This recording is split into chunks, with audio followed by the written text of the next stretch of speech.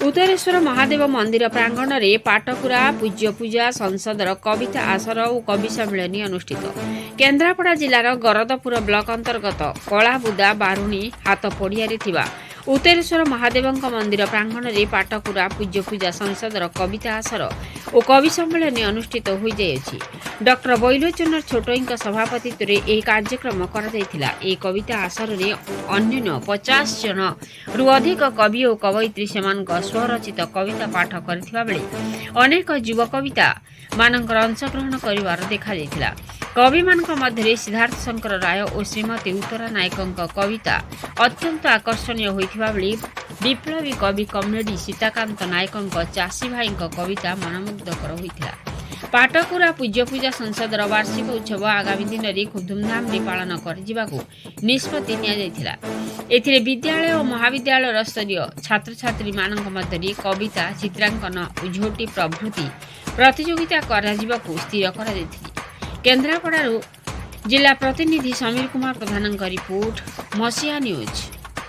आपण मसीहा news YouTube channel को सब्सक्राइब कलेनि कि जदि करिनाहंती एबे करिनियंतु। एहा सह मसीहा न्यूज रो फेसबुक पेज को और ट्विटर को फॉलो करंतु। ता सह मसीहा न्यूज रो ऐप आसी गलानी निज मोबाइल रो प्ले स्टोर रो डाउनलोड करनियंतु। जय जगन्नाथ। कार्यक्रम मतलब आप संचालन करते कविता आसर को परिचय देवे कार्यक्रम संपर्क में किसी कहे। आज्ञा मो अध्यापिका डॉक्टर विचित्रा मंजरी त्रिपाठी लोकनाथ महाविद्यालय कुरुआ ओडिया विभाग मुख्य अच्छी।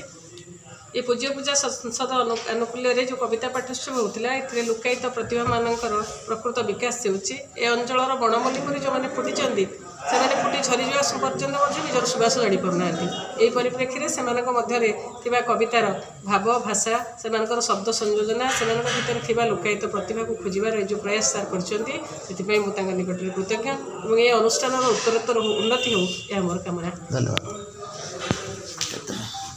वयस्क एवं जड़े भल पाला गायक हिसाब से अंचल ख्याति लाभ कर जो पूज्य पूजा संसदर कविता आसर कर गरदपुर ब्लॉक केन्द्रापड़ा जिलार ये जो कलाबुदा बारुणी हाट में से संपर्क कौन सूचना देवे आप उपस्थित थे। मो जीवन तो दीर्घ अनुभूति एवं मो बर्तमान बयसाधिक जो विस्मरण है।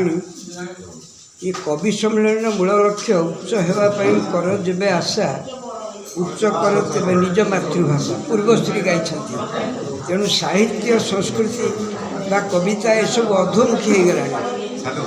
विभिन्न नग्न संगीत पाला परंपरा कमी आसला। 6 राग 36 रागिणी ना केवल पालावाला कहीपारती अन्य अध्यापक प्राध्यापक कहीपारना।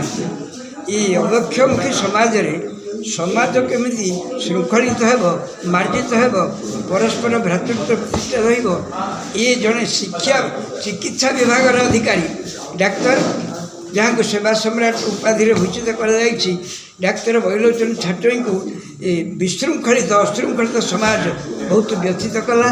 से समाज को किसी शिक्षा देवाई श्रृंखलित करने साहित्य संस्कृतिर जे कविता माध्यम मार्जित करने समाज सुखी हो पिला माने सुखी हो भविष्य नागरिक माने उत्तरोत्तर उन्नति करूँ समाजर मार्जित प्रतिष्ठा ये उद्यम निश्चित भाव में मोहनीय वंदनीय। मुझे नमस्कार।